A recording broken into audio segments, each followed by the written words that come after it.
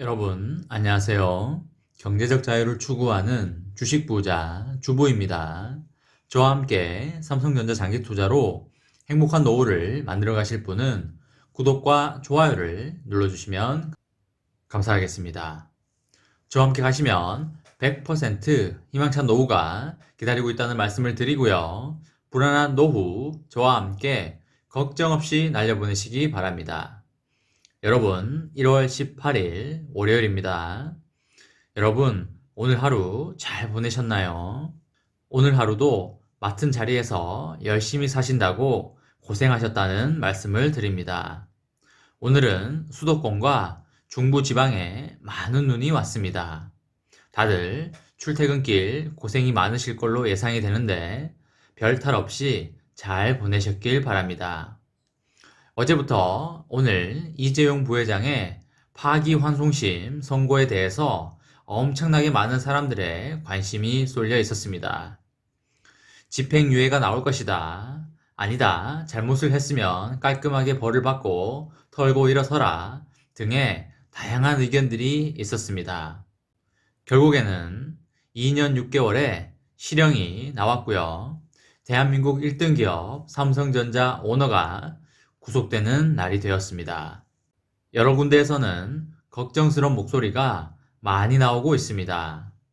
급박하게 돌아가는 글로벌 반도체 시장에서 최고 의사결정권자의 구속으로 삼성전자 내부에서도 참담하고 망연자실해하는 분위기인 것 같습니다. 많은 삼성전자 투자자들도 걱정과 불안에 목소리를 많이 내고 있습니다. 관련 기사를 참고하여 여러분과 정보를 공유해 보도록 하겠습니다. 오늘 이재용 삼성전자 부회장이 국정농단 파기환송심에서 2년 6개월의 실형을 선고받으면서 삼성의 경영시계가 다시 올스톱 될 전망입니다. 삼성전자 총수인 이재용 부회장이 사법 리스크를 풀지 못하면서 삼성전자는 수십조 원에 달하는 반도체 투자와 인수합병 등의 뉴삼성을 향한 당면 과제가 전면 백지 상태로 돌아가게 되었습니다. 또한 이번 판결에 따라 배당 확대 등을 포함한 새로운 주주 친화 정책과 삼성판 환경 사회 지배구조 등에도 적지 않은 영향이 예상되고 있습니다. 메모리 반도체 산업에서 부동의 1위를 고수 중인 삼성전자는 이재용 부회장의 반도체 비전 2030에 따라 현재 2위인 파운드리 분야에서도 1위를 넘보고 있습니다. 하지만 현실은 그렇게 녹록지 않다고 보여집니다.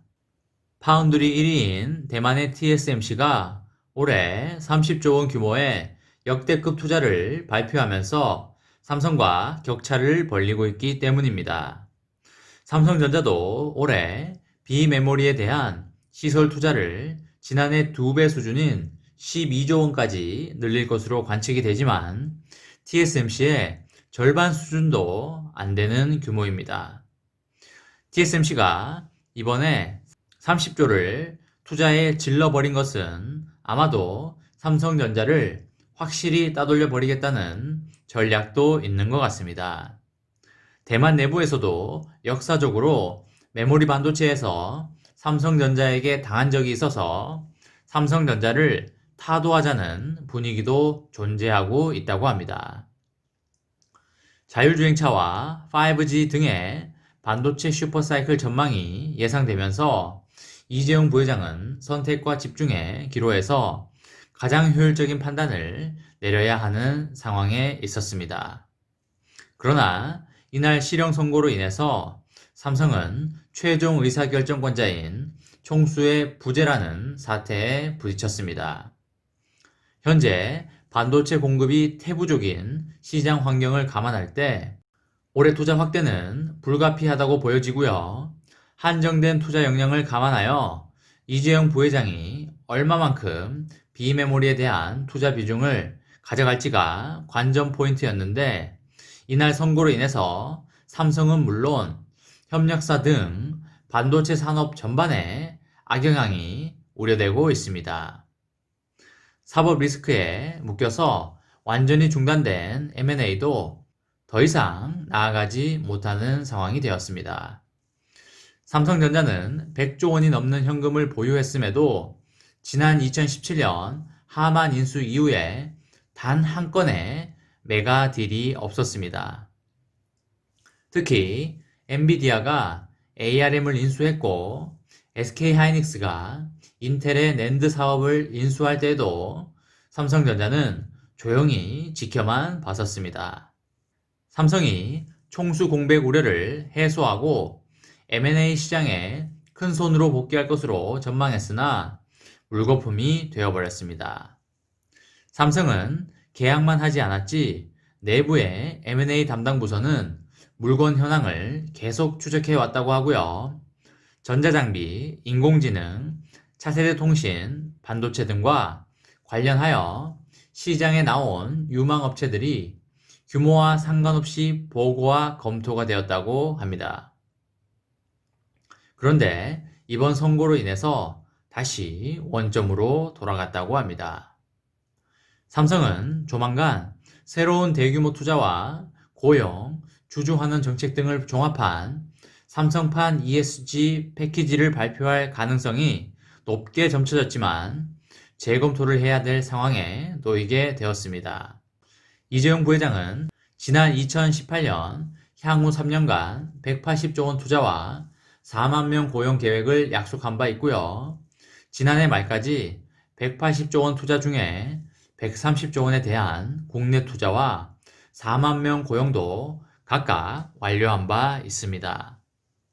아울러 2018년부터 2020년까지 3년 동안 연간 9조 6천억 원을 배당한 주주환원 계획도 지난해 말에 종료가 됐었습니다. 삼성전자는 2020년 4분기 실적 발표가 예정된 이달 28일 2021년부터 2023년까지의 3년간의 새로운 주주환원 정책을 공개할 예정인데요. 최근 삼성의 주주 친화 정책 기조와 이재용 부회장의 상속세 이슈 등을 감안할 때 파격적인 배당 정책이 나올 것으로 기대가 되고 있습니다. 현행 50%인 주주 환원율이 추가 강화되고 자사주 매입보다는 배당에 무게가 실릴 것이란 전망이 우세하고요. 다만 이 모두가 이재용 부회장이 구속되지 않는다는 전제 하에 비롯된 시나리오였는데 오늘의 일로 인해서 다소 불투명해진 부분도 생긴 것 같습니다. 제 개인적으로는 이재용 부회장이 구속되었더라도 상속세는 내야 되기 때문에 배당 정책 강화 기조는 그대로 가져갈 거라고 생각을 하고 있고요. 파격적인 배당 정책이 나올 걸로 예상을 하고 있습니다. 배당금을 기대하는 주주님들은 크게 걱정을 안 하셔도 될 것 같다는 의견의 말씀을 드립니다. 증시에서는 이재용 부회장의 사회적, 정치적 변수가 사라지면 주주가치 제고가 기대 이상으로 가속화될 것으로 보고 있었는데 사법 리스크를 해결하지 못하면서 변수가 상존하게 된 것으로 보입니다. 이번 시간에는 이재용 부회장 구속됐다, 배당금, 반도체 투자, M&A 모두 물거품 되나, 배당금 어떻게 되나 라는 내용에 대해 이야기를 해보았습니다.